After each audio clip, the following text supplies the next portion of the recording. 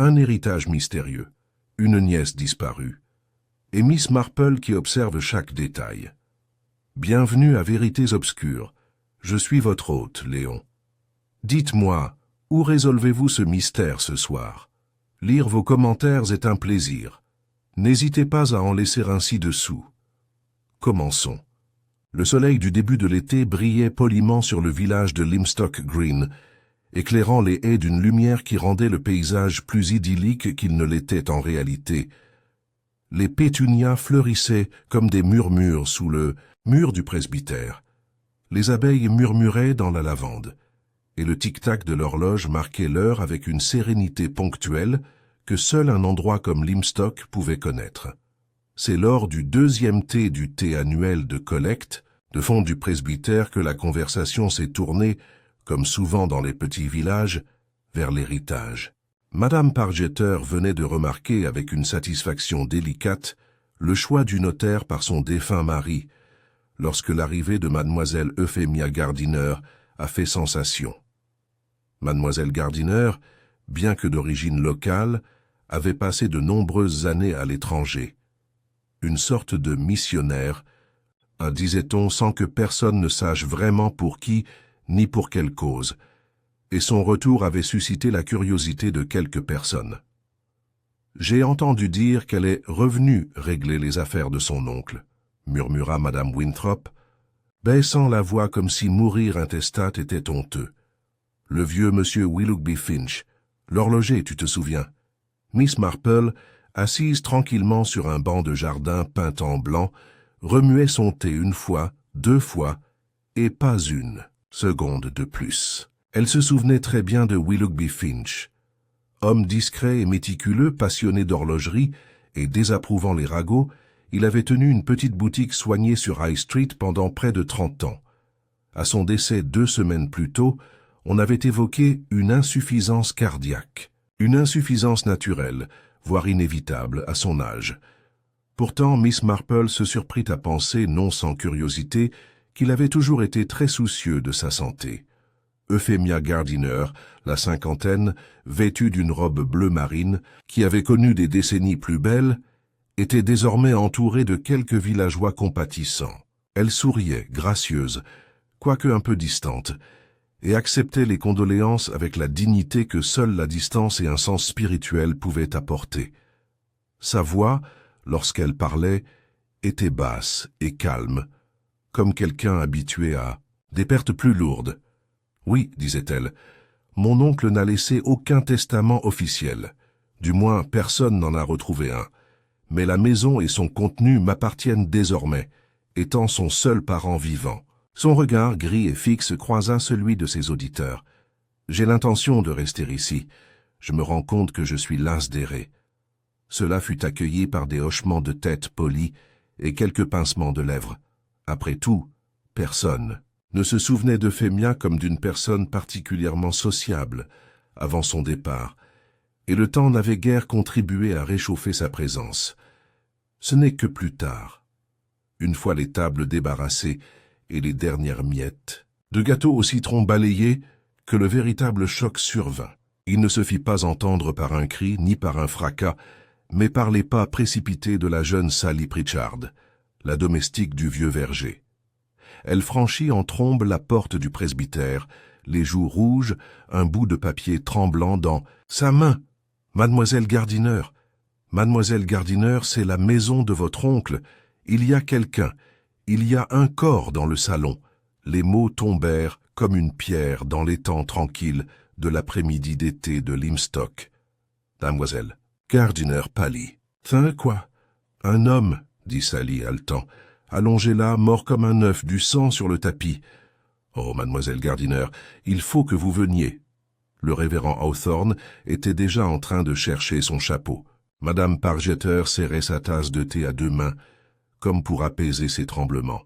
Et Miss Marple, toujours calme, posa doucement sa cuillère et dit à personne en particulier « Voilà qui est bien curieux.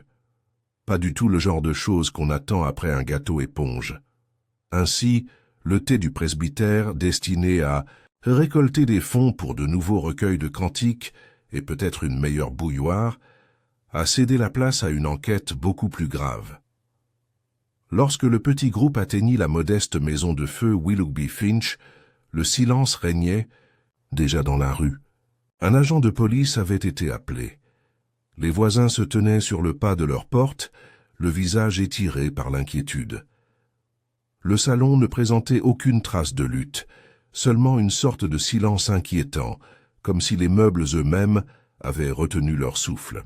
Et là, à moitié affalé dans un fauteuil près de l'horloge de parquet, se tenait un homme que peu de gens du village reconnaissaient. D'âge mûr, moustachu, bien habillé, avec l'allure légèrement négligée de quelqu'un qui a eu de l'argent, mais qui n'en a plus. Une tache rouge marquait son gilet de laine sur sa poitrine et à côté de lui, par terre, gisait un objet curieux. Une petite montre cassée, le verre fêlé, les aiguilles figées à 3h17. Miss Gardiner jeta un coup d'œil et se détourna, le visage blême. « Je ne l'ai jamais vu auparavant », murmura-t-elle. Miss Marple resta un moment de plus sur le seuil, les yeux plissés, non pas par horreur, mais par le doux émerveillement d'une femme qui avait appris depuis longtemps que le meurtre était bien plus courant dans les endroits calmes que la plupart n'osaient l'imaginer. Et à ce moment-là, alors que le gendarme commençait à poser des questions et que la foule murmurait entre elles, la vieille femme au chapeau fleuri baissa les yeux vers la montre cassée et pensa non pas à la mort mais au motif. 3h17, murmura-t-elle doucement, comme c'est gênant. Mais c'est peut-être précisément le but. À Limstock Green, la nouvelle ne s'est pas répandue, elle dérivait, comme le pollen qui traverse les fenêtres des cottages et les portes ouvertes des jardins. Invisible et pourtant omniprésent, il était présent à la nuit tombée.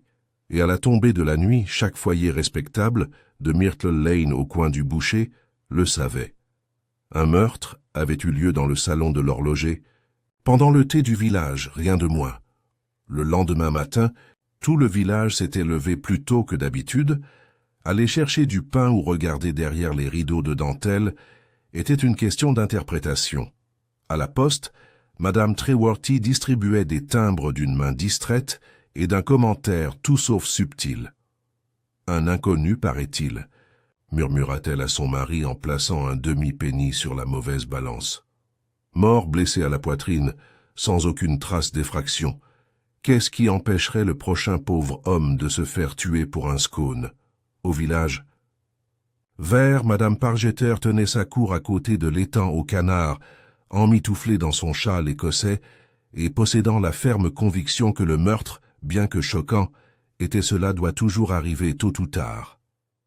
J'ai dit à Millicent, la semaine dernière, a-t-elle confié à un petit groupe d'auditeurs attentifs, je lui ai dit, ce n'est pas naturel toutes ces horloges dans une seule maison, trop de tic-tac, ça perturbe l'esprit. Et maintenant, regardez. De l'autre côté de la rue, le révérend Hawthorne tenta une approche plus mesurée. Il avait réuni quelques paroissiens parmi les plus enthousiastes dans la sacristie de l'église pour une conversation tranquille sur la peur et la foi.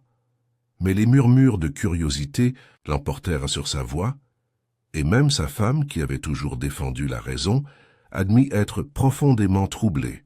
Miss Marple, quant à elle, restait remarquablement silencieuse sur toute cette affaire. Pas absente, personne ne l'aurait accusée de cela. Elle avait fait ses courses comme d'habitude, se présentant chez le boulanger juste au moment où les scones à la cannelle sortèrent du four et hochant poliment la tête quand on évoquait l'horreur de la maison Finch. Mais elle ne fit aucun commentaire, aucune théorie, aucune spéculation futile.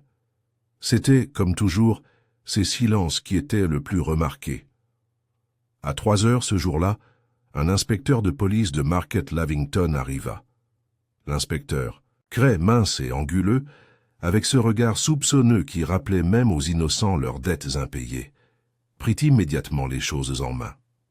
Il posta un agent devant le cottage, interrogea mademoiselle Gardiner pendant près d'1 heure, puis envoya un mot à mademoiselle Marple, sollicitant sa présence officieusement. Bien sûr, ce n'était pas la première fois que l'inspecteur Cray travaillait sur une affaire près de St. Mary Mead, et bien qu'il se considérait comme un professionnel de formation moderne, il avait appris très tôt dans sa carrière que ne pas tenir compte de l'avis de Miss Marple revenait à ignorer le baromètre avant une tempête. Ils se sont rencontrés dans le jardin du presbytère, un endroit discret, pas trop public, pas trop formel. Elle ne le connaît pas, dit Cray sans préambule, les bras croisés. Mademoiselle Gardiner, je veux dire. Elle prétend n'avoir jamais vu cet homme. Elle n'a trouvé aucune pièce d'identité sur lui. Pas de portefeuille, pas de carte de visite, pas même un monogramme. Sur son mouchoir, juste cette montre cassée.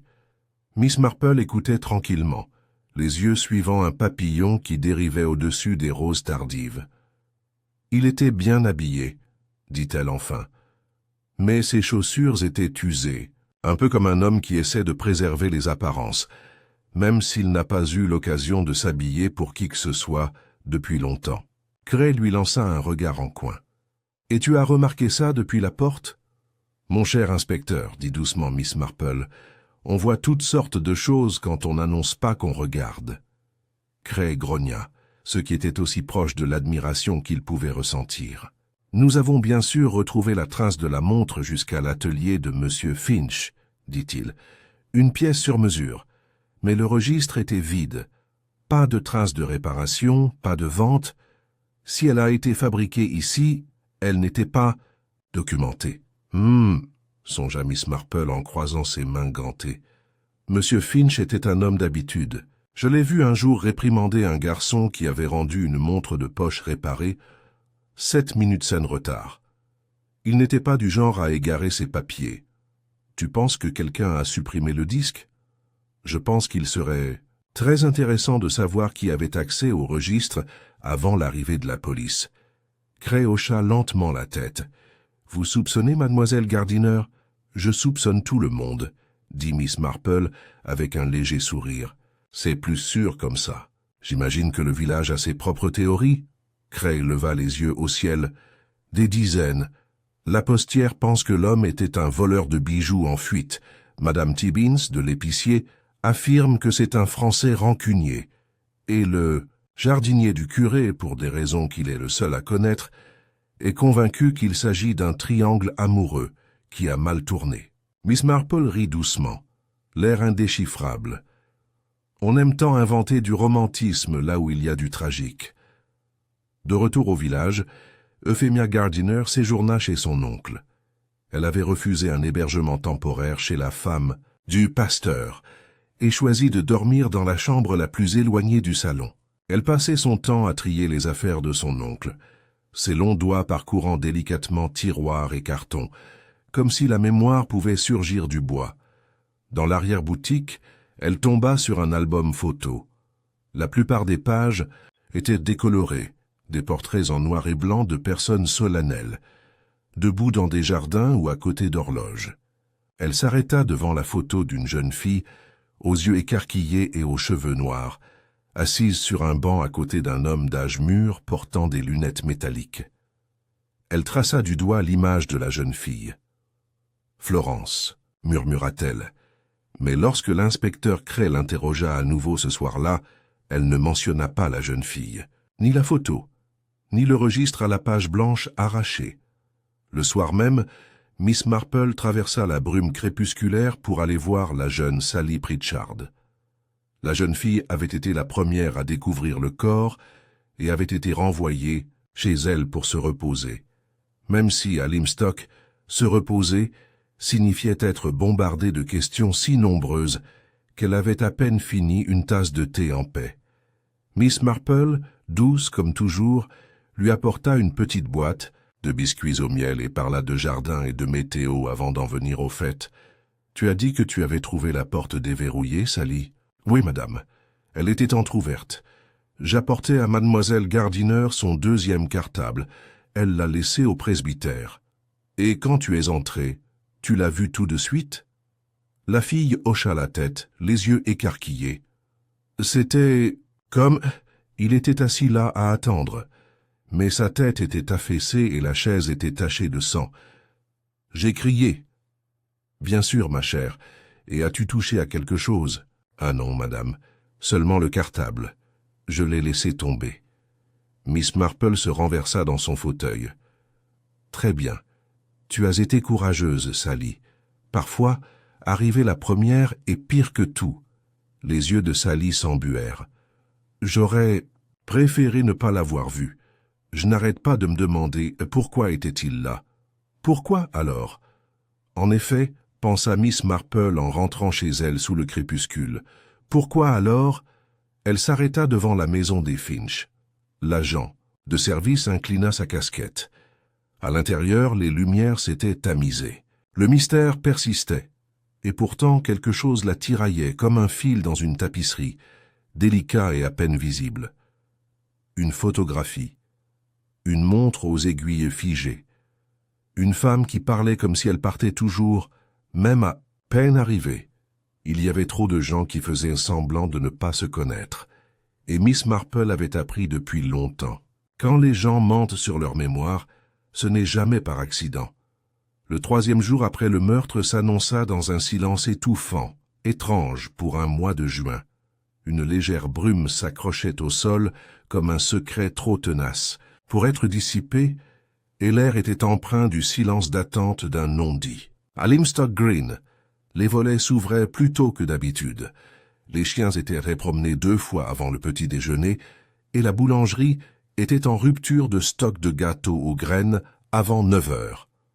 À ce moment-là, l'inspecteur Gray avait déjà établi une base d'opération temporaire dans l'arrière-salle du commissariat, entouré d'un fouillis de bloc-notes, de reçus et d'un dossier de plus en plus volumineux intitulé « Homme inconnu, trouvée morte ». Ce qui lui manquait en indice formel, il s'efforçait de le remplacer par une persévérance structurée, un trait que Miss Marple admirait en secret, même si elle doutait que cela résolve l'affaire.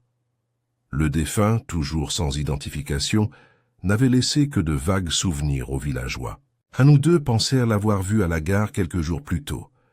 Un porteur se souvenait l'avoir aidé à porter une valise qui n'est jamais arrivée. Personne ne connaissait son nom. Personne ne l'avait réclamé. Et tandis que Limstock bavardait, les détails les plus subtils de l'affaire flottaient comme de la poussière derrière les rideaux. Miss Marple, bien sûr, n'était pas restée inactive. Ce matin-là, elle rendit visite à mademoiselle Euphemia Gardiner, qui la reçut dans le modeste salon du cottage des Finch. La pièce avait été fraîchement dépoussiérée. Euphemia étant une femme peu portée sur le désordre, mais elle conservait une certaine impression de désuétude, comme une photographie qui ne correspondrait plus au présent. Une petite horloge en laiton sur la cheminée résonnait bruyamment dans le silence qui les séparait. Mademoiselle Gardiner versait le thé d'une main ferme. « Merci d'être venue, Miss Marple. Je me sens un peu comme une intruse ici. Mon oncle et moi n'étions pas proches, finalement. Pourtant, il t'a laissé la maison. Il n'y avait personne d'autre, aucune autre famille. » Miss Marple sourit doucement. « Il y a toujours quelqu'un, même un nom oublié dans un tiroir. » L'expression d'Euphemia vacilla. C'était un homme solitaire, je respectais cela. « En effet, » dit Miss Marple en acceptant son thé. « Pourtant, c'est curieux. Pour quelqu'un d'aussi exigeant, si attaché à la documentation, de ne laisser aucun testament, pas d'instruction, pas de document, Euphemia sirota son thé. Peut-être qu'il a changé.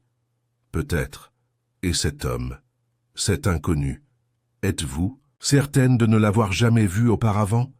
Un instant de silence, certainement, mais Miss Marple remarqua le tremblement dans sa voix, pas plus qu'un souffle, et la façon dont ses doigts s'attardèrent trop longtemps sur le bord de sa tasse de thé.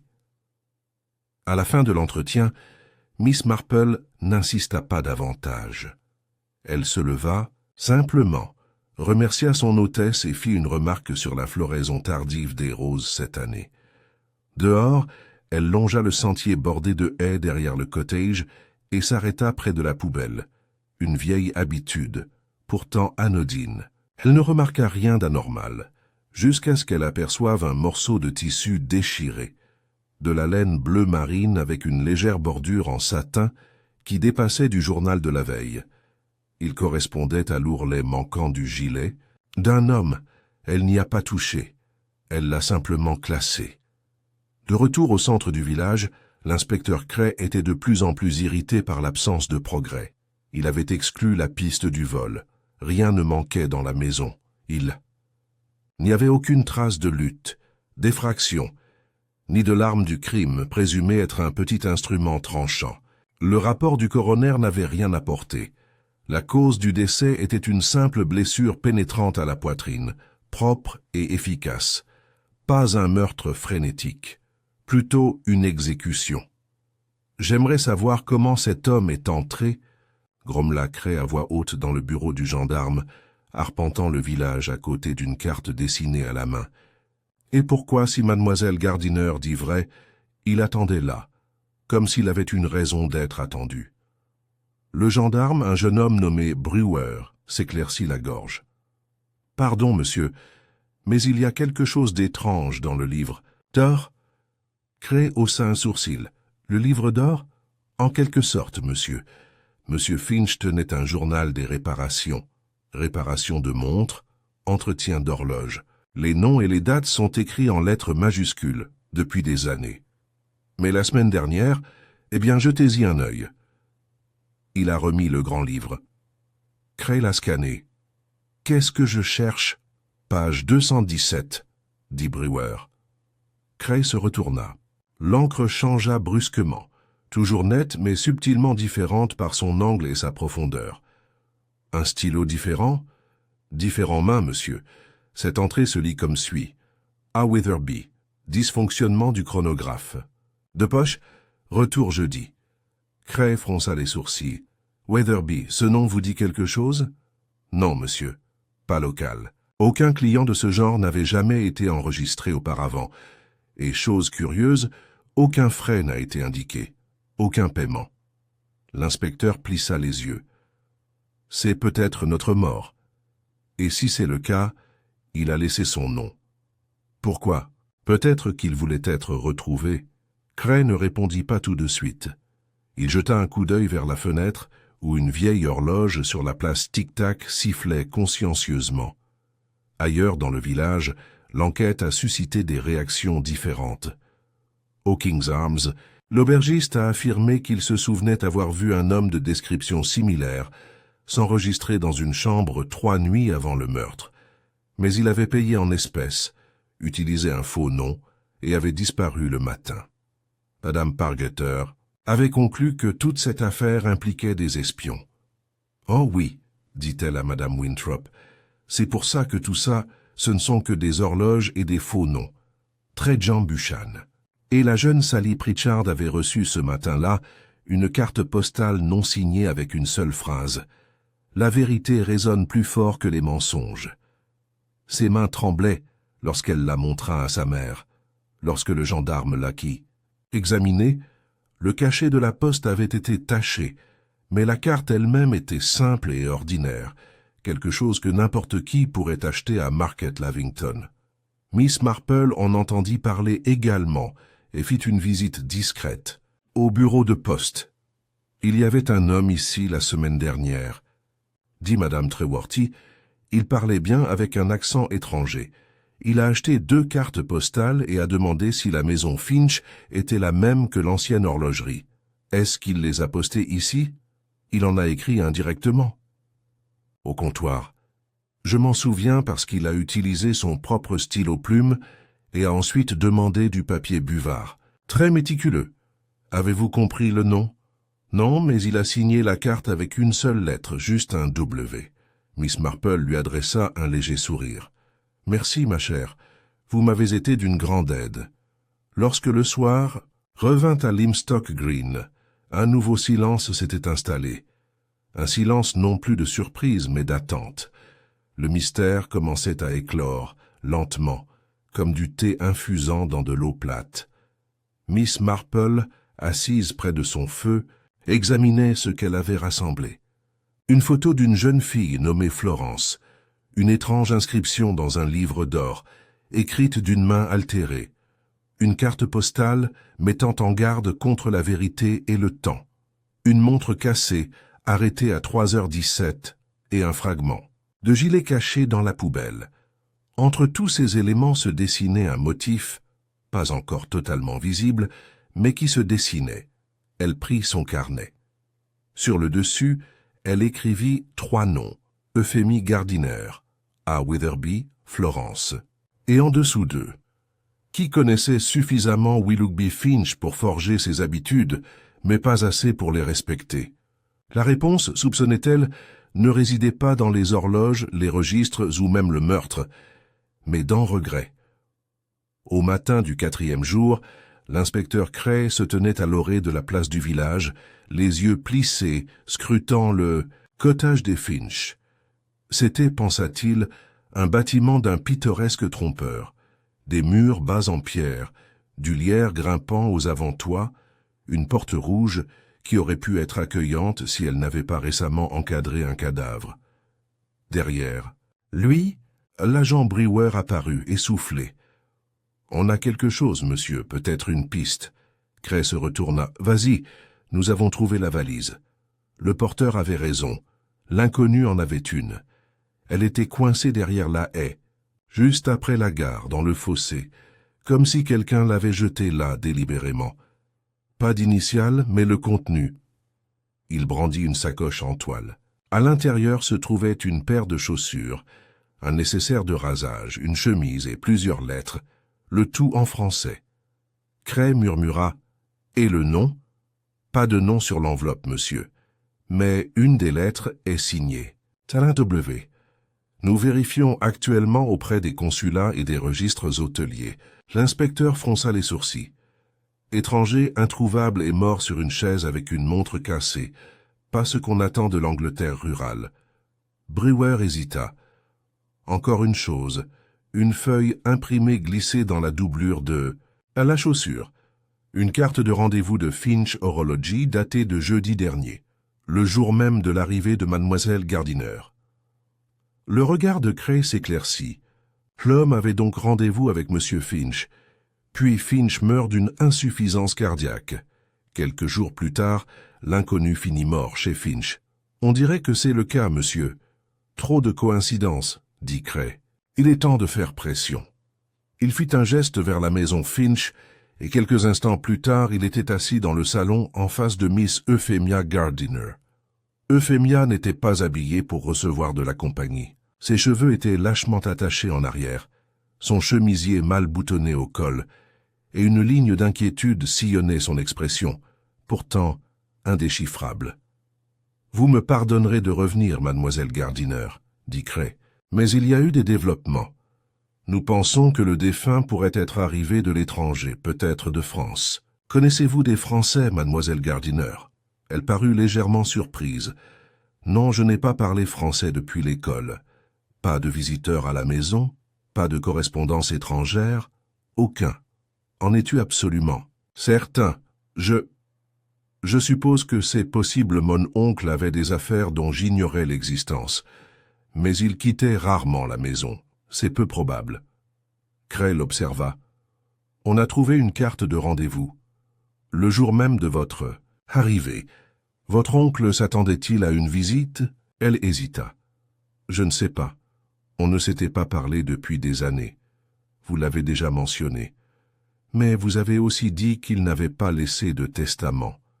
Et pourtant, le chalet, la boutique, tout vous est revenu. »« Je suis sa seule famille, » dit-elle catégoriquement. « Malgré tout, on hérite de beaucoup pour quelqu'un d'aussi distant. » Elle rougit. « Je suis revenu pour régler les choses.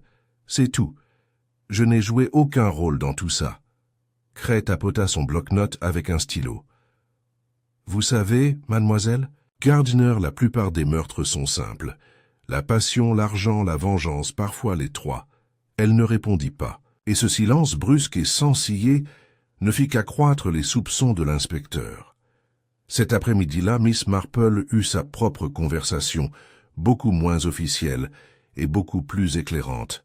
Cela s'est passé dans le salon bien rangé du presbytère, où le révérend Hawthorne était en train de polir une paire de vieux recueils de cantiques lorsque Miss Marple est arrivée. « Ah, Miss Marple, dit-il en les mettant de côté, vous venez toujours quand les choses... » sont les plus confuses, ou alors qu'ils commencent à peine à se défaire, dit-elle d'un ton léger. Dites-moi, révérend, Monsieur Finch a-t-il eu beaucoup d'interactions avec la paroisse? Le vicaire fronça les sourcils. Pas vraiment. Il n'était pas ce qu'on pourrait appeler sociable. Infidèle mais discret. Il s'asseyait au fond, il donnait ses offrandes en espèces, mais ne restait jamais pour le thé. Et sa nièce, Euphemia? Elle n'était qu'une jeune fille quand elle est partie. Ses parents sont morts jeunes, je crois. Elle s'est engagée dans le service religieux, plutôt ferme dans ses convictions, si je me souviens bien. Vous a-t-elle semblé troublée après le meurtre? Le vicaire réfléchit, pas accablé par le chagrin, non. Mais le deuil est particulier. Certains l'enfouissent sous la routine, d'autres sous le silence.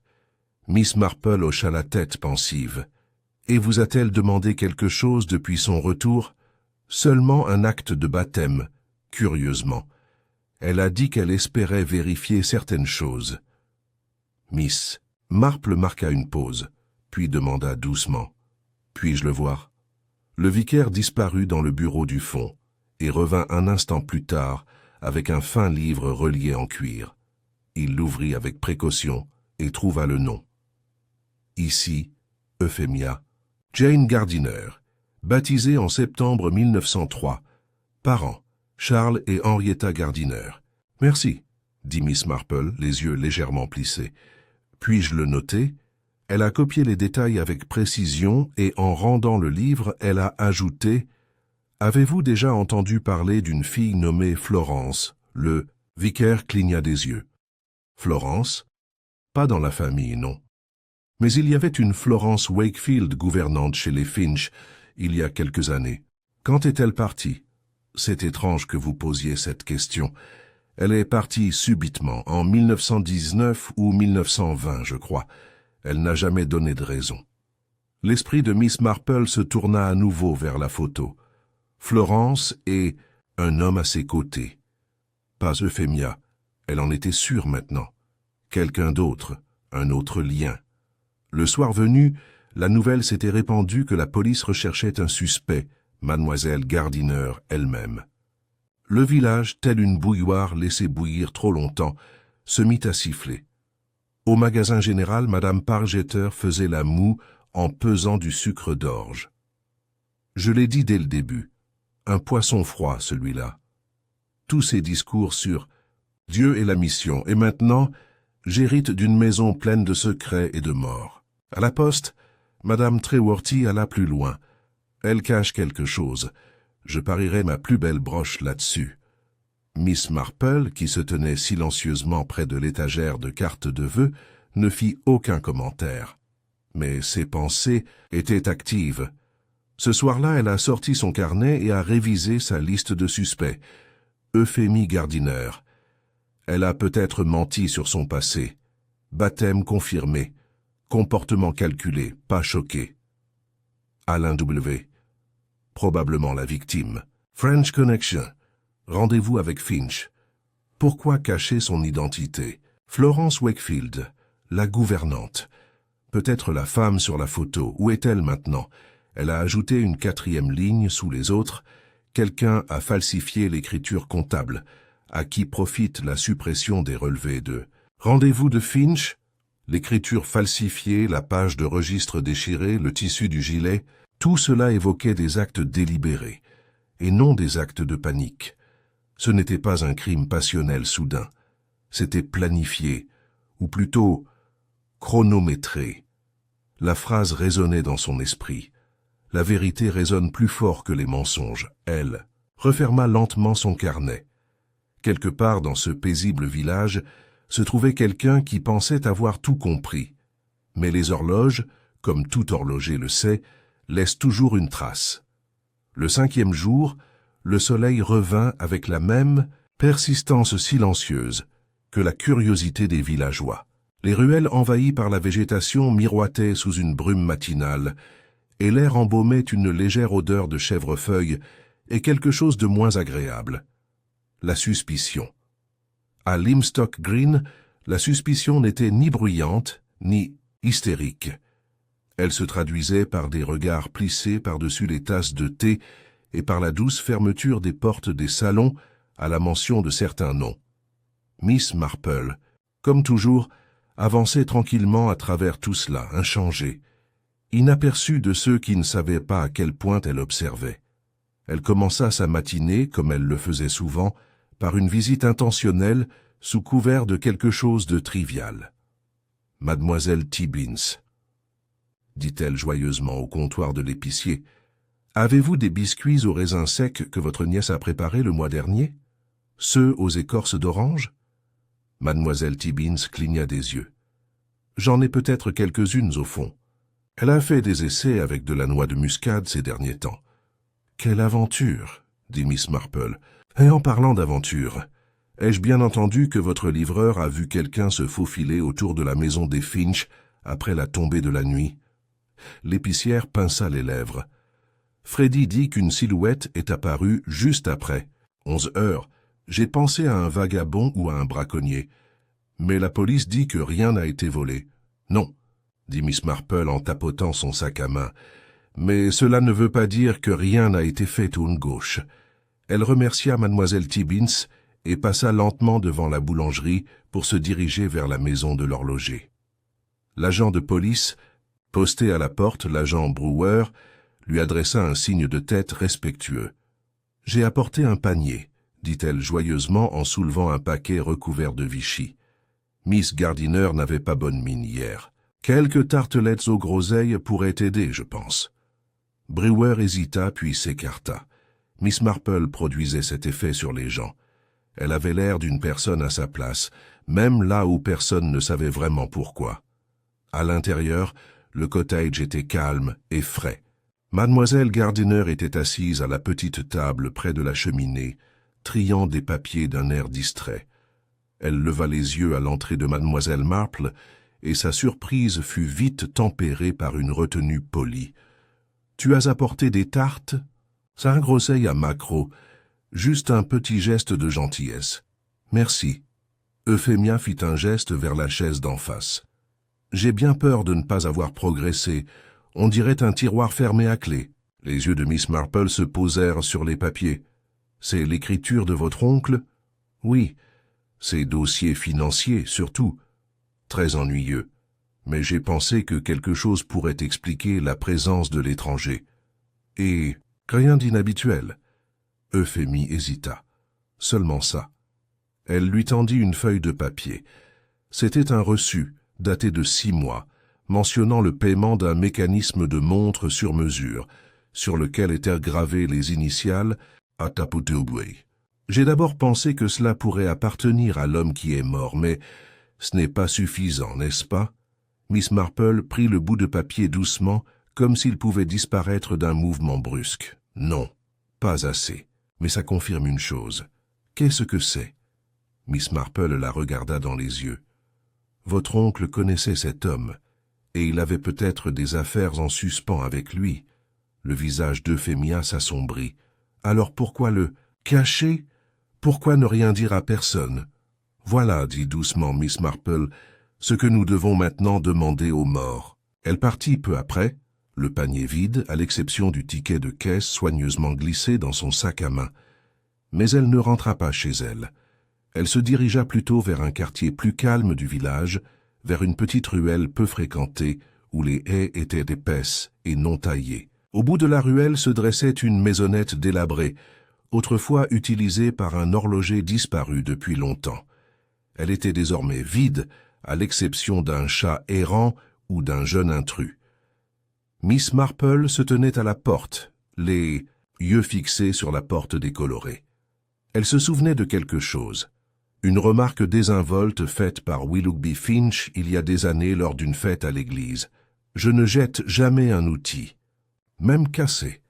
Chaque pièce raconte quelque chose de sa dernière utilisation. Si Finch avait rencontré quelqu'un en secret, s'il avait créé quelque chose de façon officieuse, il ne l'aurait peut-être pas conservé dans son atelier. Il aurait peut-être utilisé l'atelier désaffecté qu'il avait loué comme espace de stockage, caché à l'abri des regards. Elle poussa le portail. Il grinça comme une vieille articulation de genou, refusant tout mouvement. La porte était déverrouillée. Une épaisse couche de poussière recouvrait le seuil. À l'intérieur, la maison était sombre, le soleil filtrant à travers les volets. Fendus. Un établi se dressait dans un coin, drapé d'un tissu miteux. Miss Marple s'approcha et le souleva. En dessous se trouvait un rouleau de cuir, du genre utilisé pour les outils délicats, et à côté, une boîte en bois. À l'intérieur se trouvaient des engrenages, des ressorts, des cadrans d'horloge et une montre terminée. Une pièce magnifique, boîtier en laiton, aiguilles élégantes. Mais quelque chose clochait. L'aiguille des minutes était mal alignée. Se posant juste avant le chiffre 4, 3h17, la même heure indiquée sur la montre cassée retrouvée avec le corps, Miss Marple le retourna. Au dos étaient gravées les initiales A.W. Mais en dessous de cela, dans une écriture plus fine, presque cachée, il y avait autre chose. Florence. Toujours Florence. Miss Marple se rassit, le poids de la trouvaille s'affaissant lentement. Donc, la victime était Alain W., français ou belge peut-être. Et il avait commandé une montre, non pas pour lui, mais en souvenir. Pour une femme nommée Florence, pourrait-elle être le chaînon manquant? Pas seulement un nom sur la photo, mais raison pour tout. Elle remit soigneusement la montre, verrouilla la boîte et sortit dans la lumière de l'après-midi, le cœur stable, l'esprit en ébullition. De retour au village, l'inspecteur Cray avait dressé sa première liste officielle de suspects. O. Euphemia Gardiner, motif, héritage. Moyen, accès à la maison. Opportunité, présence indiscutable sur les lieux. Mais le nom suivant était plus curieux. Alain Weatherby, victime présumée. Motif obscur. Mais son arrivée, son identité, cachée et son lien avec le passé suscitaient de nouvelles interrogations. Cray tapota son stylo sur le bureau. Pourquoi un homme viendrait-il ici, rencontrerait-il Finch en secret, puis finirait-il mort dans la même maison? Brewer fronça les sourcils. Tu penses que la mort de Finch n'était pas naturelle. Je commence à en douter. Juste, à ce moment-là, le téléphone a sonné. Cray répondit, écouta, puis raccrocha les sourcils froncés. C'était le commis de Market Lavington. Il dit que quelqu'un est venu il y a quelques semaines pour demander des nouvelles du testament, de Finch. Il a dit qu'elle était de sa famille, mais il a donné un autre nom, F. Wakefield. Brewer cligna des yeux. Florence Wakefield? Cray hocha lentement la tête. À ce moment-là, Miss Marple arriva à la gare, l'expression indéchiffrable, son sac à main tenu avec un soin particulier. « Je crois, dit-elle, que nous commençons à entrevoir la situation, mais une question reste sans réponse. « Qu'est-ce que c'est » demanda Cray. Les yeux de Miss Marple rencontrèrent les siens. Qui a détesté Willoughby Finch au point de s'assurer que ses secrets meurent avec lui 2 fois? Au 6e jour, la sérénité de Limstock Green s'était effilochée. Bien que les fleurs fussent encore épanouies et que le courrier fût toujours distribué avec une ponctualité indéfectible, les villageois avaient commencé à verrouiller leurs portes avant la tombée de la nuit. On parlait désormais non seulement de meurtre, mais de secrets. De vieux secrets, ancrés dans la structure du village comme un fil oublié soudainement tendu. Et au centre de tout cela se trouvait le cottage Finch, non plus seulement la vieille maison de l'horloger, mais le lieu d'un recueillement tranquille. Miss Marple, assise ce matin-là près de la fenêtre de son salon, laissait le tic-tac délicat de sa pendule emplir la pièce. Elle avait pensé très attentivement à Florence. Florence Wakefield. Le nom persistait en arrière-plan, tel le faible écho d'une mélodie inachevée. Et maintenant, avec l'inscription révélée sur la montre d'Alain W., Florence. Toujours. Cette mélodie était revenue à son plein son. Elle consulta la liste bien ordonnée de son carnet et traça un trait sous le nom d'Euphemia. En dessous, elle écrivit « Florence Wakefield, gouvernante de Willoughby Finch, 1912-1920. Départ soudain. Aucune trace écrite depuis. » Miss Marple se leva, prit son sac à main et partit. Elle ne se rendit ni au commissariat, ni à la maison des Finch, mais se dirigea vers l'extrémité du village, où une modeste maisonnette se dressait au-delà d'un enchevêtrement de sureaux. Là vivait Madame Agatha Trimble, qui avait été nourrice de la famille Hawthorne, et surtout dont on savait qu'elle se souvenait. Tout Agatha ouvrit la porte vêtue d'un châle et d'un tablier tricoté, le regard perçant malgré son âge. « Mademoiselle Marple, dit-elle, non sans méfiance, vous n'êtes pas ici pour ma confiture de prunes, je suppose. »« Pas du tout, » répondit chaleureusement Miss Marple. « Même si je me souviens que c'était plutôt bien, j'espérais que vous pourriez m'accorder 5 minutes pour parler d'un vieux sujet. » Agatha plissa les yeux. Les vieilles histoires ont tendance à ressurgir au moment où on les désire le moins. Je me demandais simplement, dit doucement Miss Marple, si vous vous souveniez d'une femme nommée Florence Wakefield. Ce nom fit l'effet d'une épingle jetée dans une eau calme, un silence, un léger recul. Je me souviens, dit lentement Agatha. Elle travaillait pour M. Finch. Elle est partie subitement. La rumeur disait qu'il l'avait renvoyée. Pourquoi? Agatha renifla. Il ne l'a jamais dit. Mais les gens parlent. Il a dit qu'elle avait un enfant, hors mariage. Quelqu'un a-t-il déjà rencontré l'enfant? Non? Et Florence n'a jamais dit à qui c'était. Elle était discrète, réservée, une gentille fille, mais quelque chose s'est brisé en elle après son départ. Est-ce qu'elle est restée au village? Pas longtemps. Aux dernières nouvelles, elle est partie à Londres. Après ça, Agatha haussa les épaules. Était-elle proche de M. Finch? La vieille femme pinça les lèvres. C'est bien la question, n'est-ce pas? Miss Marple se pencha légèrement en avant. Agatha, si Florence avait un enfant, et si le père était M. Finch, cet enfant serait son héritier. La main d'Agatha tremblait légèrement sur la poignée de porte. Mais Finch n'avait pas d'enfant reconnu. Non, répondit Miss Marple. Et c'est là, je crois, le problème. Elle est rentrée chez elle pour écrire un nouveau nom au bas de sa page. L'enfant de Florence, héritier potentiel, caché. Maintenant de retour, cet après-midi-là, l'inspecteur Cray convoqua une autre réunion, cette fois avec Euphemia Gardiner elle-même, et à la satisfaction tranquille de Miss Marple, il l'invita à y assister. Euphemia arriva dans un costume gris impeccable qui convenait à ses manières austères, bien que ses yeux trahissent le malaise qu'elle n'était plus capable de masquer. Le décor était le salon du presbytère, un terrain neutre, comme le dit Cray, et suffisamment discret. Cray commença poliment. « Mademoiselle Gardiner, merci d'être venue.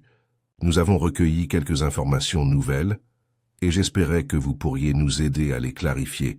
Je t'ai dit tout ce que je sais. Peut-être, mais il y a quelques incohérences. » Il sortit une photo de sa poche et la posa sur la table.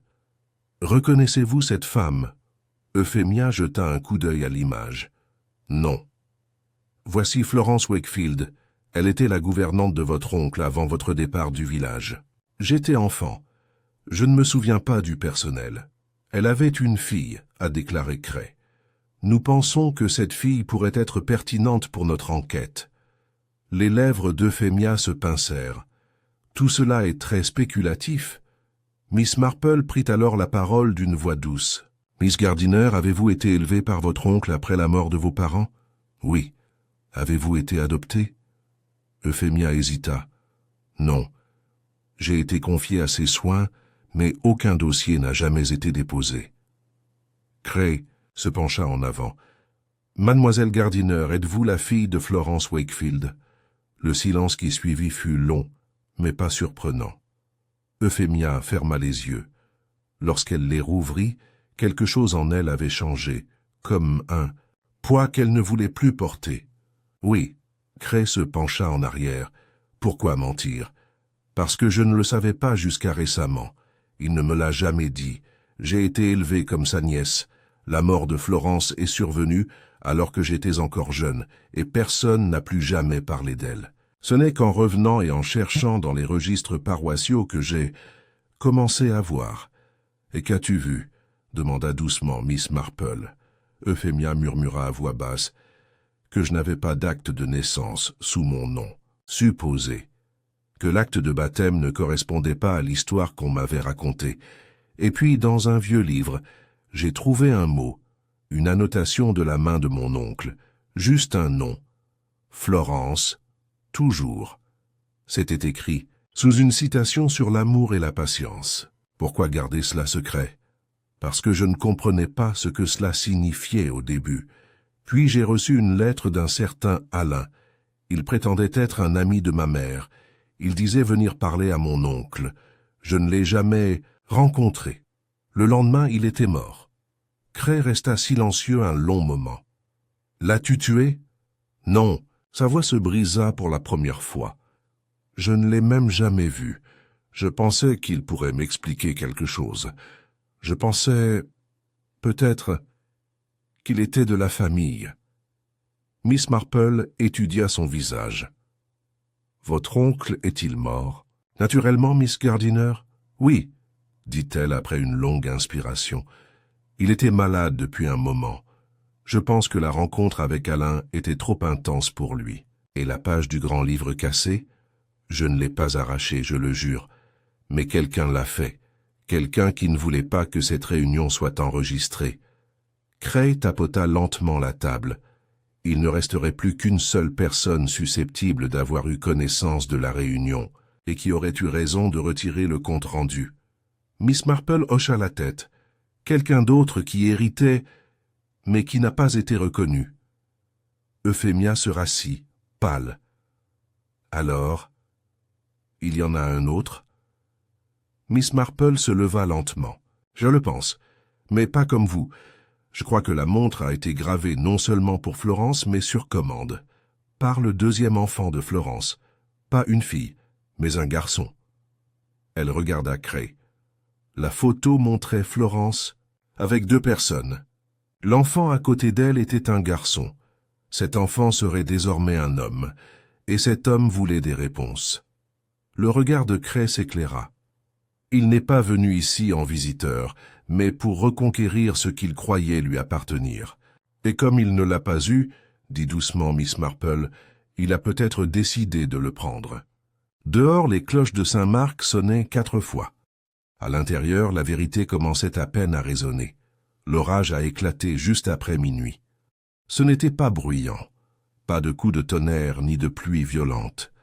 Juste une pluie lente et fine, de celles qui s'accrochaient aux vitres comme des secrets et adoucissaient l'air d'un silence qui rendait Limstock Green encore plus petit, plus fragile. Et sous ce voile de silence, quelque chose se modifia dans la structure de l'affaire, quelque chose que même Miss Marple n'avait pas anticipé. Plus tôt dans la soirée, après les aveux discrets d'Euphemia Gardiner, l'inspecteur Cray était revenu au commissariat, l'air sombre et concentré. Il avait désormais 2 théories en tête. La première, qu'Alain Weatherby était venu chercher à être reconnu comme le fils et héritier de Finch, et qu'il avait été assassiné par une personne menacée par cette affirmation. La seconde, que Euphemia elle-même, peut-être la fille de Florence, avait agi pour préserver son héritage. Mais en l'absence de preuves définitives, aucune de ces théories ne tenait la route. Cray arpentait son bureau jusque tard dans la soirée. Brewer somnolait, le dos droit sur une chaise, la lampe de bureau projetant de profondes ombres sous ses yeux. « Vous manquez quelque chose, inspecteur », avait dit mademoiselle Marple en quittant le presbytère. « Non pas parce que c'est caché, mais parce que vous cherchez quelque chose de spectaculaire. Souvent, les vérités les plus simples sont les mieux dissimulées. » À un moment donné, vers 1h du matin, l'agent Brewer sursauta lorsque le téléphone sonna. Cray l'a attrapé. « Oui ?» Une voix troublée à l'autre bout du fil. « C'est Harold Tibbins, monsieur, le fils de l'épicier. Vous feriez mieux de venir. Quelqu'un est entré dans l'ancien atelier Finch. Il y a une lumière qui clignote. » Cray attrapait déjà son manteau. « Prends la voiture. » 15 minutes plus tard, les 2 hommes pénétrèrent dans l'atelier abandonné que Miss Marple avait visité plus tôt dans la journée. L'air était humide, imprégné d'une odeur de moisi et d'huile. La porte, qui aurait dû être hermétiquement close, était entr'ouverte. Cray leva sa lampe torche. La lumière de la vieille lanterne à gaz à l'intérieur vacillait contre le mur du fond. Et là, affalé sur l'établi, se trouvait un homme, inconscient, du sang coulant d'une blessure. À la tempe, Brewer s'agenouilla à côté de lui. « Vivant, monsieur. À peine. » Cray déplaça la lanterne, illuminant le visage de l'homme. C'était le jardinier du vicaire, Tom Lacey. Ils fouillèrent rapidement la pièce et trouvèrent des outils éparpillés, un registre couvert de poussière et une seconde boîte, cachée sous une planche de parquet. Cette boîte était plus petite, verrouillée et enveloppée dans du ciré. Cray la prit sous son bras tandis que Brewer téléphonait au médecin. Au matin, tout le village était au courant. Tom Lacey, à la voix douce, aux épaules larges et généralement considéré comme lent mais bon, était désormais au centre, d'une attention toute particulière. Son histoire n'avait jamais été remise en question. Il était arrivé à Limstock une quinzaine d'années auparavant, exerçant des petits boulots jusqu'à ce que le révérend Hawthorne l'embauche.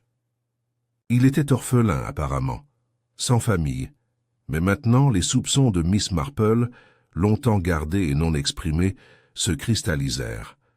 Elle est arrivée au poste de police juste au moment où Tom commençait à reprendre connaissance. Dans l'arrière-salle, l'inspecteur Cray l'a accueilli avec la boîte à la main. « Verrouillée, dit-il, mais l'étiquette est pâle, tu vois. » Il le tourna pour qu'elle puisse lire l'encre fanée, propriété de F. Wakefield.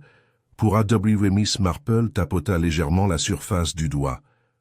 Un cadeau maternel peut-être, caché pour un fils qui n'est jamais né, mais qui l'a. « Fait ?» demanda Cray. « Finalement. Et j'ai découvert qu'il avait été exclu d'une histoire à laquelle il n'avait jamais participé. À l'intérieur, Tom Lacey était pâle, mais éveillé. Un agent se tenait à proximité. Cray hocha la tête et entra. Tom cligna lentement des yeux. « Je ne l'ai pas tué. Personne ne l'a dit, » dit Cray calmement. « Mais vous étiez dans l'atelier de M. Finch, pourquoi ?» Tom se lécha les lèvres sèches. « Je voulais la montre. Celui qui a été fait pour toi ? Non. Pour lui. » Cray jeta un coup d'œil à Miss Marple, qui était entrée discrètement, dans la pièce. Elle lui fit un léger signe de tête, lui donnant la permission d'insister.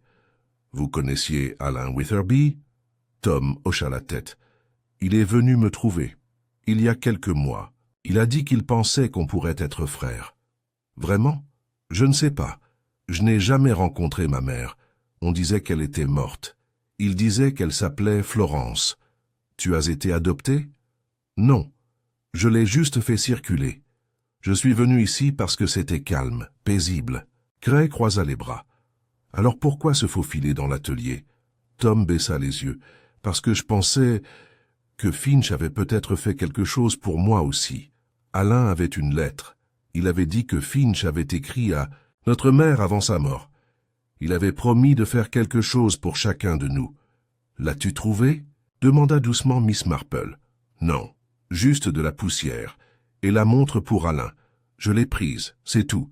Et puis on m'a frappé. »« OMS ?» Tom secoua la tête. « Je ne sais pas. » Miss Marple s'avança d'un ton doux. « Tom, as-tu déjà rencontré Finch ? » « Une seule fois, murmura-t-il. L'année dernière, il m'a regardé bizarrement. Il m'a demandé mon nom. J'ai dit Lacey. Il a hoché la tête. C'est tout. » Cray expira. « Alors tu crois être son fils, mais tu ne l'as jamais affronté ? » ?»« Je ne voulais rien, dit Tom. Mais quand Alain est arrivé, il était en colère. Il a dit que Finch nous devait quelque chose. Il a dit qu'on ne nous avait rien laissé. » Miss Marple croisa le regard de Cray. Et pourtant, quelqu'un d'autre savait. Quelqu'un qui craignait la présence d'Alain. Craignait ce qu'il pourrait prétendre. Cray fronça les sourcils. « Euphémie ?» Miss Marple secoua la tête. « Non, quelqu'un qui a moins à perdre, mais plus à cacher. » Ce soir-là, Miss Marple fit une autre visite discrète, cette fois au presbytère. Le révérend Hawthorne ouvrit la porte, les yeux fatigués et solennels. « Tom se repose, » dit-il. « C'est un coup dur.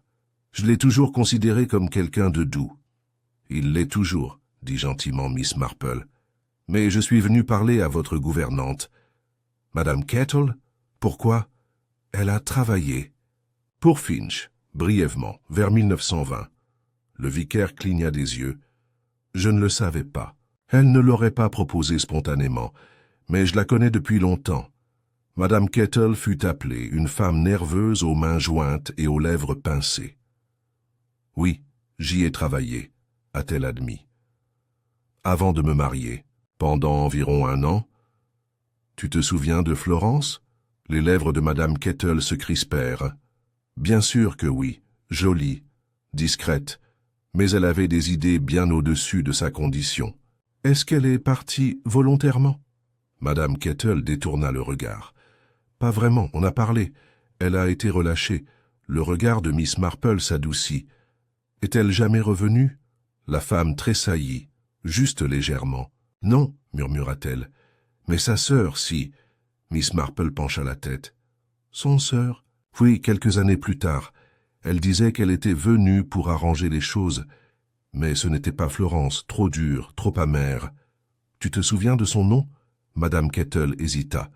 Béatrice. Béatrice Wakefield. Oui, je pense. Les pensées de Miss Marple s'emballaient. Elle remercia la femme et s'en alla dans la nuit fraîche. Une sœur. Un autre lien. Quelqu'un qui aurait pu en vouloir à Finch, à Florence, ou aux deux. Quelqu'un qui aurait pu revenir sous un autre nom. Quelqu'un qui aurait pu rester discret, juste en marge. La pluie était revenue, murmurant contre les feuilles. Mais la véritable tempête, Miss Marple le savait, n'était pas encore passée. Parce que si Béatrice était revenue et avait changé de nom, alors peut-être, qu'elle était encore là à regarder. En attendant, protéger ce qu'elle pensait être à elle. Le lendemain matin, à Limstock Green, l'aube se leva avec une clarté trompeuse. L'orage était passé, laissant derrière lui une fraîcheur vivifiante, l'odeur des feuilles lavées et de la terre humide persistant dans les haies, mais sous ce calme frais, une certaine tension planait dans l'atmosphère du village, comme la pause avant le lever de rideau sur le dernier acte. Miss Marple s'était levée tôt. À 6 heures, elle était à son bureau, une théière de thé, léger à côté d'elle, relisant ses notes. Les noms, les chronologies, les questions qui persistaient discrètement dans les recoins du mystère. Willoughby Finch, méticuleux, isolé, peut-être honteux, un homme qui avait commis des erreurs et les avait enfermés derrière le tic-tac des horloges. Florence Wakefield, renvoyée discrètement, ayant 2 enfants, tous 2 cachés de l'héritage, Alain Weatherby. L'homme qui est venu avec une question et est reparti avec un silence, Tom Lacey. Calme, inconnu, peut-être le plus innocent des deux, Euphémie Gardiner, la femme élevée dans le mensonge, sans savoir si elle était nièce ou fille, mais c'était Béatrice, la sœur de Florence, qui occupait désormais toute l'attention de Miss Marple. Le nom était apparu soudainement et avait laissé une trace. Une sœur dure, amère, était revenue à Limstock avec des affaires en suspens. Elle était venue, elle avait observé, et si l'instinct de Miss Marple était bon, elle avait resté, mais sous un autre nom. Il n'était pas rare, Miss Marple le savait, qu'une personne replonge dans son passé sous un nouveau visage. Un petit village comme Limstock, surtout après 2 décennies, oubliait la silhouette d'une jeune fille devenue une femme plus âgée. Les noms changeaient, les souvenirs s'estompaient, et l'amertume, soigneusement préservée, pouvait se transformer en quelque chose de bien plus puissant. Ce matin-là, Miss Marple s'habilla avec soin, robe gris lavande, gants assortis, chapeau orné d'une petite plume violette, et se rendit au presbytère, soi-disant pour discuter avec Madame Hawthorne des compositions florales pour la messe de la Saint-Jean. Mais à mi-chemin, elle s'arrêta devant le portail impeccable d'une autre maison. Le panneau sur le poteau disait bouilloire. À l'intérieur, Madame Kettle, la gouvernante du vicaire, pliait du linge dans son salon. La pièce était modeste, mais impeccable.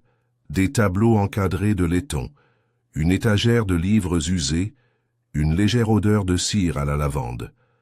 Mademoiselle Marple. dit-elle, légèrement prise au dépourvu. « Vous êtes arrivé tôt. »« J'ai toujours aimé le matin, » répondit Miss Marple d'un ton posé en jetant un coup d'œil à la bibliothèque. « Ça permet de voir le monde avant qu'il ne se mette à faire semblant. » Elle fit un geste vers une photo sur la cheminée. « Votre photo de mariage ?» Madame Kettle hocha la tête. « Oui, il y a presque 30 ans. Mon Harold est décédé en 1941. »« Je suis désolé, » dit doucement Miss Marple. « Et avant de vous marier, vous travailliez chez les Finch ?» Un bref silence. « Je te l'avais dit. »« Oui, » répondit gentiment Miss Marple. « Mais pas tout. » La main de Madame Kettle se figea sur le linge. « J'ai trouvé des documents, » poursuivit Miss Marple, confirmant qu'une certaine Béatrice Wakefield a visité le village après le départ de Florence. Personne ne se souvient bien d'elle, car elle n'y est restée que brièvement. Et alors? Elle est partie sous un autre nom, ou plutôt elle retournait moins d'un. Madame Kettle, Béatrice Wakefield n'a jamais quitté Limstock. La femme se retourna alors lentement. Son visage était rouge, teinté d'une intensité mi-furieuse, mi-peur. « Vous vous trompez. Je ne crois pas. Tu as changé de nom après la disgrâce de Florence. Tu ne voulais pas être associé à son scandale. Elle nous a tous fait honte, » rétorqua Madame Kettle d'une voix cassante. Elle n'avait aucun droit. Tomber amoureuse de cet homme, Finch, le laisser ruiner sa vie et mourir sans dignité. « Elle n'est pas tombée, » dit Miss Marple. « Elle l'aimait, ou du moins elle le croyait, et quand elle est morte, tu l'as blâmée. » Les mains de Madame Kettle se serrèrent. Elle était malade, abandonnée, déshonorée, et il ne fit rien. Elle lui écrivit, le suppliant de reconnaître les enfants, et il lui envoya une montre un joli bibelot. C'est tout. La voix de Miss Marple était calme. Alors vous êtes resté. Vous avez changé de nom. Vous êtes devenue la veuve respectable. Et vous avez attendu. J'ai attendu, dit-elle. Et j'ai observé. Je l'ai vu vivre dans ce cottage, entouré d'horloges, comme un roi des heures vides, sans famille, sans honte. Et quand Alain est revenu, dit doucement Miss Marple, vous avez cru que tout reprenait. Le passé revenait. Une enfant de Florence exigeant ce qu'elle n'a jamais reçu. Les yeux de Madame Kettle brillèrent. Elle est venue à la maison. Il a exigé des papiers. Il a dit qu'il voulait une lettre, un testament, n'importe quoi. Il a dit qu'il prendrait tout ce que Finch lui avait laissé. Alors tu l'as suivi. Je ne voulais pas le tuer. S'écria-t-elle et son masque d'amertume se brisa. Je voulais juste l'effrayer. Je l'ai suivi jusqu'à la maison. Il est entré tout seul, dit Finch. Je lui ai crié dessus. Je lui ai dit qu'il n'était que le fils d'une servante. Ça m'a bousculé, j'ai paniqué. Je l'ai frappé avec le fer à repasser. Je ne pensais pas que ça le tuerait. Miss Marple écoutait sans interrompre. Quand il s'est effondré, j'ai vu le sang. Je ne savais pas quoi faire. J'ai pris la page du registre sur le bureau. Son nom y était inscrit. À Witherby. Je l'ai arraché. Je ne voulais pas que quiconque sache qu'il était venu. Et la montre cassée, il est tombé. De sa poche à sa mort. J'ai pris l'autre, celui que Finch avait fabriqué, et je l'ai caché dans l'atelier, à l'abri des regards. Et Tom Lacey, je ne savais rien de lui, jusqu'à ce qu'il vienne fouiner. Je pensais qu'il allait peut-être tout raconter. Miss Marple se leva. Je crois qu'il est temps de parler à l'inspecteur. Mais Madame Kettle ne résista pas. Elle croisa doucement les mains sur ses genoux, oubliant le linge. « Je voulais seulement que Florence soit commémorée avec dignité, » murmura-t-elle.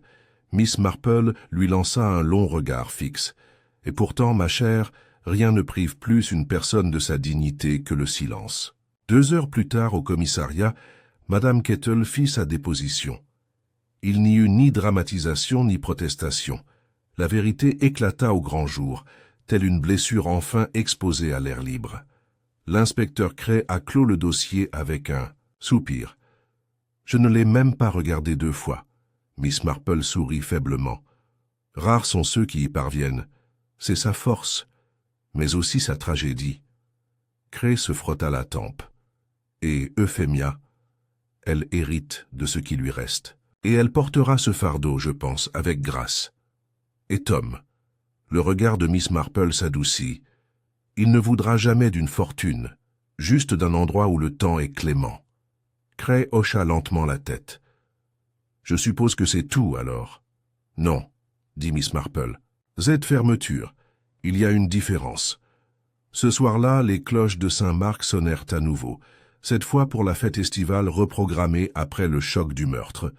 Les enfants couraient, les doigts collants, et l'odeur des fraises emplissait l'air.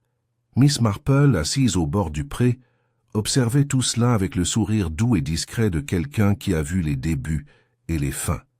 Et dans son sac à main, soigneusement plié à côté de son carnet, se trouvait une lettre, trouvée à l'atelier. Une lettre qui n'avait jamais été envoyée. Signée W. Finch. Florence. Je n'ai jamais su être l'homme que tu espérais. Mais au final, tout ce que j'ai compté, ce sont les heures passées à le regretter. La fête estivale se poursuivit, jusqu'en fin d'après-midi, camouflant joyeusement les souffrances endurées par le village. Les enfants s'élançaient entre les fanions tendus sur la pelouse, et la femme du pasteur présidait le stand de gâteaux avec un air de bonne humeur bien rodé. Pour l'observateur non averti, rien n'avait changé à Limstock Green, mais le changement était bel et bien arrivé, discrètement sous la surface. Tel le lent mouvement d'une vieille horloge, le village s'installait dans la vérité, et comme toujours, c'était Miss Marple qui l'y avait guidé, avec précaution, douceur, mais avec une précision inébranlable. Ce soir-là, un rassemblement eut lieu dans le salon du presbytère, non pas pour célébrer ni pour commémorer, mais pour clarté. L'inspecteur Cray était assis, son carnet fermé mais à portée de main. Euphemia Gardiner était raide dans un fauteuil, les mains jointes sur les genoux, le regard assombri par l'épuisement, mais plus fuyant.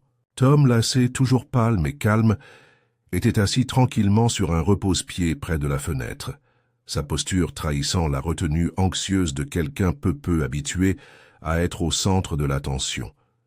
Miss Marple se tenait devant. Feu tous, sa petite silhouette sans prétention, son expression composée. « Merci d'être venu », commença-t-elle d'une voix douce comme toujours. « J'ai pensé qu'il serait utile, maintenant que tout est devenu si compliqué, de démêler les fils aussi simplement que possible. » Elle se dirigea vers le buffet et y disposa 4 objets. La montre fêlée retrouvée sur le corps d'Alain, la deuxième montre intacte de l'atelier caché, la page manquante du registre, maintenant retrouvée, et une lettre jaunie, pliée et jamais envoyée. L'histoire commence avec Florence Wakefield, raconta Miss Marple. Une jeune femme employée par M. Willoughby Finch, un homme routinier et méticuleux, mais pas, je crois, courageux. Ils étaient liés, mais s'il lui avait promis autre chose que de l'affection, nous ne le saurons jamais. Ce que nous savons, c'est qu'elle avait 2 enfants. Le village pensait qu'elle était partie en disgrâce. En réalité, elle fut renvoyée et abandonnée. Le regard d'Euphemie était fixé sur le sol, mais ses mains tremblaient. Florence donna naissance. Un fils et une fille, des jumeaux, semble-t-il. L'un resta au village, passa discrètement de famille en famille, et devint plus tard connu sous le nom de Tom Lassay. L'autre, Euphemia, fut recueillie par la sœur de sa propre mère, Béatrice, une femme qui en voulait à ce qui était arrivé. Qui ne pardonna jamais à Finch? Tom leva les yeux, les sourcils froncés. « Alors, on est... »« Oui, » dit doucement Miss Marple. « Euphemia et toi êtes frères et sœurs, des jumelles, pour être précise. » La salle retenait son souffle. « Mais si c'est elle qui m'a élevé, » dit lentement Euphemia, « alors pourquoi garder le secret? Pourquoi me dire que j'étais sa fille, nièce? » « Parce que Béatrice ne supportait pas l'idée que tu sois la fille de Finch. Elle ne supportait pas l'idée que Florence se soit donnée à un homme qui l'avait rejetée. Alors elle a menti. Elle t'a dit ce qui préservait sa fierté et ton innocence. Et quand Finch est mort, elle a vu sa chance. » Miss Marple regarda l'inspecteur Cray. « Voyez-vous, c'est Béatrice qui est revenue à Limstock, et non Euphemia. Béatrice a changé de nom il y a des années, probablement après la mort de Florence, et apprit l'identité de sa nièce. Euphemia Gardiner, comme le village la connaissait, n'était pas la fille de Willoughby Finch, mais sa tante. « Non, » murmura Euphemia, « c'est impossible. Je suis désolé, ma chère, mais les registres paroissiaux le confirment. Vous êtes née Euphemia Wakefield. L'Église n'a aucune trace d'un enfant Gardiner cette année-là. » Béatrice a falsifié l'identité à son retour. Cray s'assit, stupéfait. « Mais, alors, qui est-ce ? Pas Euphemia, dit Miss Marple. Mais Béatrice Wakefield, qui s'est fait passer pour sa nièce afin d'hériter des biens de Finch. Et quand Alain Weatherby est venu revendiquer sa filiation, munie d'une lettre de Florence, elle a paniqué. La montre fissurée brillait faiblement à la lumière. Elle l'a affronté, persuadée qu'il allait tout gâcher. Et à cet instant, pleine de ressentiment et de peur, elle a frappé. Non pas avec une méchanceté froide, mais avec une amertume profondément ancrée. À sa mort, elle a pris la montre brisée, déchiré la page du registre et tenté d'effacer sa présence.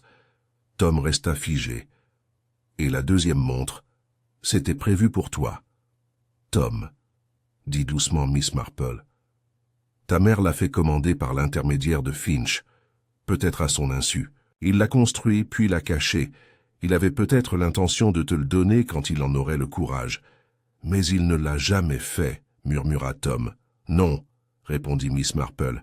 Il est mort, le premier, pas de la main. De Béatrice, rien ne prouve qu'elle lui ait fait du mal. Mais sa mort lui a donné l'occasion de se manifester, de revendiquer la maison et d'enterrer la vérité. La lettre, toujours non ouverte, reposait au centre de la table.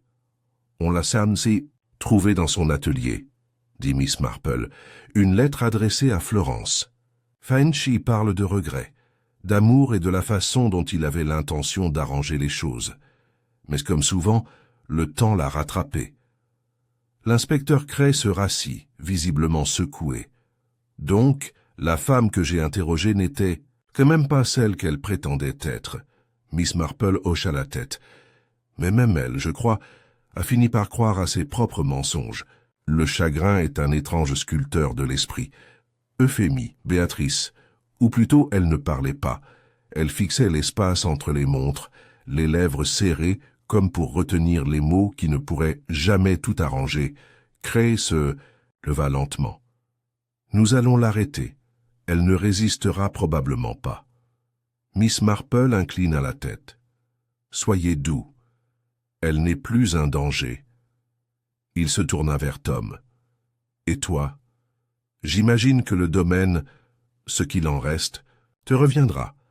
Tom secoua la tête. Je n'en veux pas, je voulais juste savoir qui j'étais. Miss Marple sourit. Et maintenant, c'est le cas. Il la regarda, les yeux embués. Merci. Elle se leva alors, rassembla ses gants et se tourna vers la porte. Alors qu'elle sortait dans la fraîcheur du soir, les premières étoiles apparurent au-dessus d'elle, délicates et vigilantes.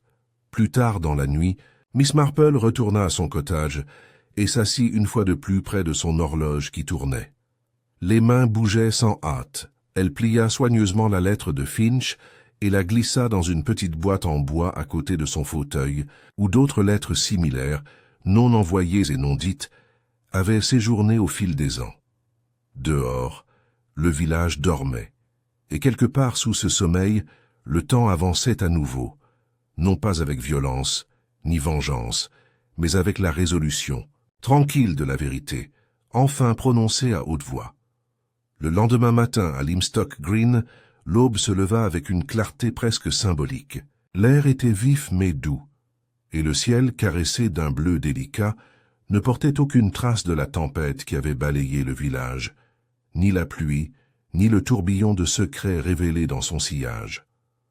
Dans les ruelles tranquilles et les jardins bien entretenus, les villageois reprenaient leurs activités habituelles avec un mélange de soulagement et de réserve. Le meurtre avait été élucidé, et selon eux, justice avait été rendue de la seule manière qui convenait à un village aussi fragile, non pas en fanfare, ni à la une des journaux, mais par des remerciements chuchotés et un silence poli. La CI. Nouvelle de l'arrestation de Béatrice Wakefield, sous le nom d'Euphemia Gardiner, s'était répandue rapidement mais discrètement. Les plus proches du lieu comprirent que la tragédie n'était pas née d'une infamie, mais d'une douleur, trop longtemps laissée à l'abandon. Certains furent scandalisés, d'autres simplement intrigués, mais la plupart, une fois leur curiosité satisfaite, passèrent à autre chose. Comme Miss Marple le savait bien, le village avait sa façon de guérir, lentement, méthodiquement, comme un horloger qui répare une montre fracturée. Elle-même restait dans son cottage de Church Lane, sirotant son thé matinal et observant le village se dérouler d'un œil exercé. Son jardin, parfumé de lavande et de pivoine, lui fournissait le seul commentaire dont elle avait besoin. Elle avait toujours compris que la justice n'était pas la fin d'une histoire. Souvent, ce n'était qu'une pause avant qu'un nouveau rythme ne s'installe. On a frappé à la porte juste après 10 heures. Elle l'ouvrit et trouva Tom Lacey debout, maladroitement, tenant un petit paquet enveloppé dans du papier kraft et de la ficelle. Il avait meilleure mine que depuis des jours. Sa posture était plus droite, son expression plus nette. « Bonjour, Miss Marple », dit-il timidement. « Puis-je entrer ?»« Bien sûr, mon cher, je viens de préparer un nouveau pot. » Elle le fit entrer, et ils s'installèrent dans le salon, où le faible tic-tac de l'horloge de sa cheminée maintenait un rythme doux entre les phrases. « Je voulais vous remercier, » commença-t-il en faisant tourner le paquet dans ses mains, « de m'avoir aidé à découvrir la vérité, d'avoir vu ce qu'aucun de nous ne pouvait voir. » Miss Marple sourit doucement. « J'ai vu ce qui était déjà là. Vous et votre sœur méritiez des réponses, même douloureuses. » Il hocha la tête. « C'est étrange. J'ai toujours eu l'impression de ne pas être à ma place, comme s'il y avait un vide là où une histoire aurait dû être. Et maintenant, je sais. À propos de Florence, à propos de Finch, même à propos d'elle, Béatrice. Elle était blessée, dit doucement Miss Marple, mais elle n'était pas méchante. Je sais, répondit Tom. Je ne la déteste. Pas. J'ai juste pitié d'elle. Elle gardait une telle colère qu'elle l'a vidée de son sang. Il posa le paquet sur la table à thé. J'ai trouvé ça dans l'ancien atelier. Il était derrière les étagères, sous le plancher. Je crois qu'il m'était destiné. Miss Marple dénoua la ficelle et déplia soigneusement le papier. À l'intérieur se trouvait une pochette en velours et à l'intérieur une montre. C'était un bijou délicat, fabriqué à la main avec une chaîne en argent et un cadran en nacre pâle. Les aiguilles étaient réglées précisément sur 12 heures. Elle le retourna et vit la gravure TL. « Que le temps vous ramène toujours à la maison. » La voix de Tom était basse. « C'est Finch qui l'a fabriquée. La chaîne est trop fine pour un homme, mais il l'a quand même faite pour moi. Je crois qu'il avait l'intention de me la donner un jour, peut-être quand il serait prêt. » Miss Marple observa le travail artisanal. « C'est magnifique. Pas tape à l'œil, mais bien pensé. Tout comme lui, je suppose. » Elle leva les yeux vers lui. « Que vas-tu faire maintenant ?» Il haussa discrètement les épaules. « On m'a proposé un poste à l'horlogerie de Market Lavington. Monsieur Ennis recherche un apprenti, et ça me plairait, d'apprendre à réparer. »« Une occupation parfaite, » dit-elle chaleureusement, « surtout pour quelqu'un qui comprend la fragilité du temps. » Il sourit, le premier vrai sourire qu'elle avait vu de lui, et les rides d'inquiétude s'adoucirent autour de ses yeux. « J'aimerais rester en contact, » dit-il. « Tu m'as été d'une aide précieuse. »« J'en serais ravi, Tom. Et n'oublie pas, tu es bien plus que le passé qui t'a façonné. Tu es aussi l'avenir. » Ils partagèrent le thé dans un silence confortable, jusqu'à ce qu'il se lève, glisse soigneusement la montre dans son manteau et s'éloigne dans la ruelle d'un pas calme et régulier. Miss Marple le regarda partir, puis retourna à sa chaise. Elle reprit son tricot, mais les aiguilles s'arrêtèrent au milieu du rang tandis qu'elle réfléchissait à tout ce qui s'était passé. L'affaire présentait tous les signes de la fragilité humaine. Honte, secret et blessures trop longtemps dissimulées, sous la politesse. Béatrice, malgré toutes ses tromperies, n'avait pas été mue par la cupidité, mais par un sentiment pervers de protection envers la mémoire de sa sœur, envers les enfants qu'elle estimait lésés. Alain Weatherby avait payé de sa vie pour avoir exigé une vérité trop longtemps enfouie. Mais peut-être, songea Miss Marple, son arrivée n'avait-elle pas été vaine. Sa mort avait brisé cette façade soigneusement entretenue, et maintenant, Tom et la véritable Euphemia, où qu'elle soit, pouvaient prendre un nouveau départ, libérés des mensonges. Plus tard dans l'après-midi, l'inspecteur Cray rendit visite à Miss Marple une dernière fois. Il n'apporta ni dossier ni question, juste une petite boîte de biscuits au citron et une légère lassitude sous son regard habituellement réservé. « Je ne sais pas comment tu fais, » dit-il en s'enfonçant dans la chaise en face d'elle. « Oh, inspecteur, » répondit-elle avec un sourire bienveillant, « j'écoute tout simplement. Les gens disent des choses tellement révélatrices quand ils pensent que personne ne les écoute. » Il secoua la tête. « Tu savais qui elle était bien avant moi. Elle a endossé son rôle avec trop de facilité. Elle a revendiqué une enfance que personne ne pouvait vérifier, a porté son deuil avec trop de raffinement. Une véritable orpheline vit son deuil avec confusion. Elle a fait son deuil avec détermination. Et les autres? Tom sentait le vide dans sa vie. Euphemia, vraie ou fausse, essayait de combler le sien. Et Finch, eh bien, peut-être pensait-il que le temps lui pardonnerait ce qu'il avait laissé de côté. Cray devint pensif. « Tu crois qu'il voulait se racheter ? Je le pense. Mais comme beaucoup d'hommes de sa trempe, il a trop tardé.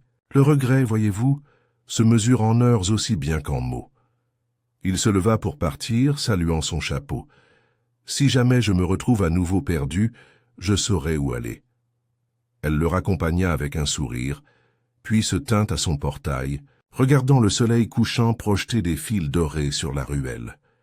Le village allait continuer à avancer. Comme toujours, quelqu'un planterait de nouveaux dahlias dans le jardin de l'église. Quelqu'un d'autre repeindrait le cottage Finch.